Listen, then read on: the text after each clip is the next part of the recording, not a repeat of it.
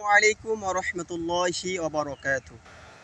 সম্মানিত ভিউয়ার্স, সকলকে জানাই সাদিনী ফাউন্ডেশনের পক্ষ থেকে আন্তরিক শুভেচ্ছা এবং অভিনন্দন। সম্মানিত মোহতারাম হাজিরিন, আপনারা ইতিমধ্যেই অবগত রয়েছেন যে আমরা একটি ফাউন্ডেশন খুলেছি, যে ফাউন্ডেশনের উদ্দেশ্য মূল লক্ষ্যই হচ্ছে অসহায় গরিব দরিদ্র লোকদেরকে সহায়তা করা। আপনাদের সহযোগিতায় আমরা গত মাসে প্রায় 40টি পরিবারকে আমরা সহায়তা করতে সক্ষম হয়েছি, শুধুমাত্র কেবলমাত্র আপনাদের দানের বা আপনাদের সাহায্যের মাধ্যমে।